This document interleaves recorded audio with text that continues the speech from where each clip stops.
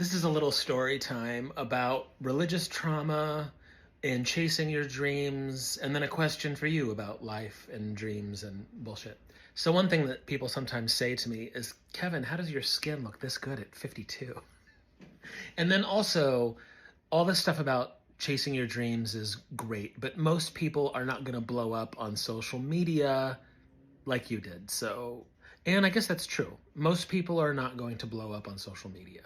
One thing I almost never talk about on here is how many years of my life I spent trying to get a record deal. And I guess I don't talk about it because it's painful in some ways. And also, it was a long time ago. I moved to Nashville right out of college to play in a band and try and get a record deal. And I gave it everything I had for about a decade and a half, maybe longer than that.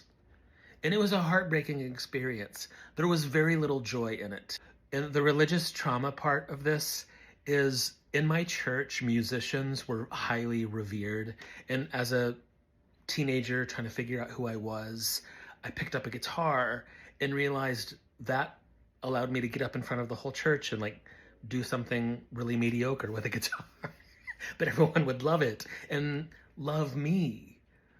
And when I started to walk away from my faith, I actually held on to the identity of musician because it's like the only piece of myself I got to keep. Does that make sense? I bet that will resonate with some people. It like became my identity because I didn't know who I was without Jesus.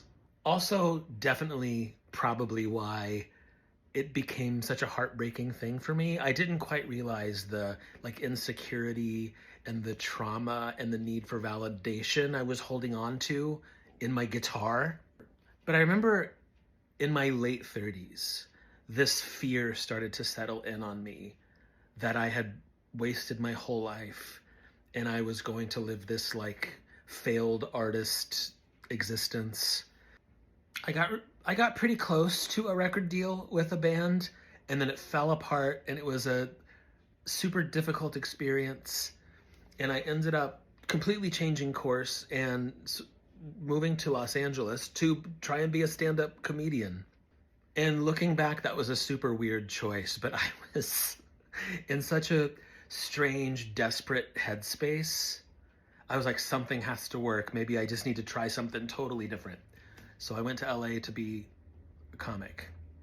At some point, I was like, you know what? Forget all this dream shit. I just want to be happy.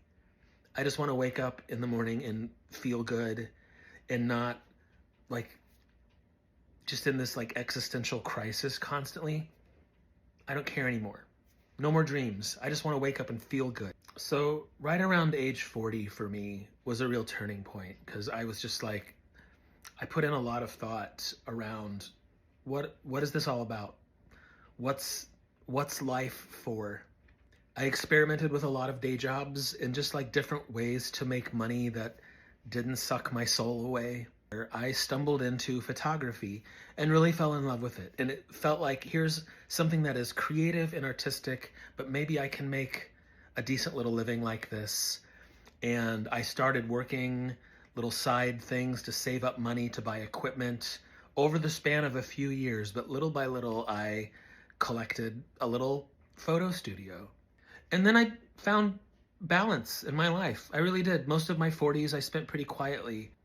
And then during the pandemic, my social media did blow up as I was getting close to 50 years old.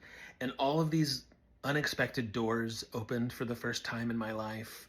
All these totally unexpected opportunities presented themselves to me at 50 years old. And it's been so amazing. I'm so grateful. It's been the craziest, like, second chance to experience some things that I had fully embraced were never going to happen.